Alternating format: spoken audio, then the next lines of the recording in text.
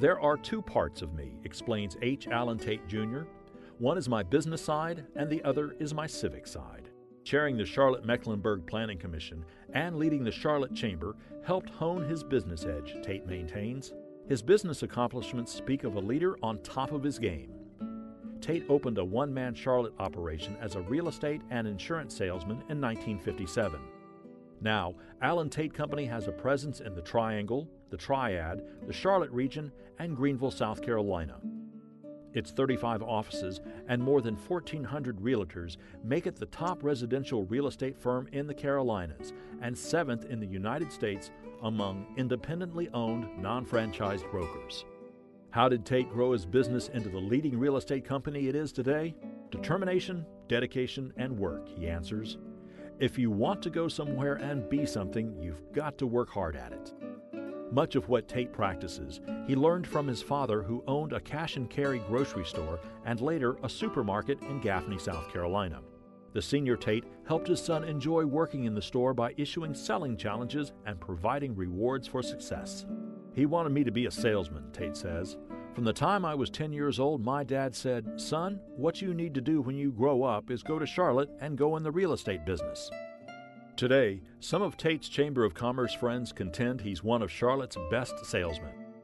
After finishing Carlisle Military School in Bamberg, South Carolina, Tate earned a degree in economics from the University of North Carolina in 1952. After a short stint with a major manufacturer, he returned to Charlotte and hooked up with Lester Brooks at the Jefferson Standard Life Insurance Company.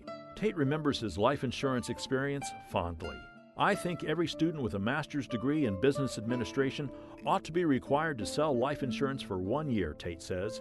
"It's the best training you'll ever get." Tate then spent a few years in the brick business in Raleigh, but the lure of Charlotte was too great. In 1957, he returned and opened his combination insurance real estate operation in what is now the 112 South Tryon building. Growth was a concept that started on day one, Tate says. In the first year, I hired the first salesman. As the company grew, Tate moved his office to East 4th Street and then to South Park, where he's been ever since. In the 1990s, he installed a tower on his building and it improved visibility and business. "I called it my Tower of Power," he chuckles. "I wanted it to light up, but it was against the zoning ordinance. After many years on the Planning Commission," he grins, "I couldn't do much about it." Tate joined the Charlotte Jaycees on arrival. Their creed said, "Service to humanity is the best work of life." I picked up on that, he says. He won the organization's presidency in 1961. "That made me an honorary member of the board of directors of the Charlotte Chamber," he says. "It was my first opportunity to sit down once a month at the directors' meeting and listen to what was going on. I was wild-eyed." Tate went on to serve on the Planning Commission for 15 years, many as its chair. After many early years of reading about the work of the Charlotte Chamber, Tate was given the opportunity to lead the organization. It was the culmination of a lifetime of opportunities, he said. One of Tate's success secrets is to maintain a balance of challenges. His strong commitment to public service provided a lifesaver in tougher times. "When I hit a hard wall in real estate, I'd just get deeper into civic matters," he recalls. "When I hit a wall there, I'd plow into the real estate business. In doing so, I kept my edge on." A sometime business associate, John Crosland Sr., was another strong mentor.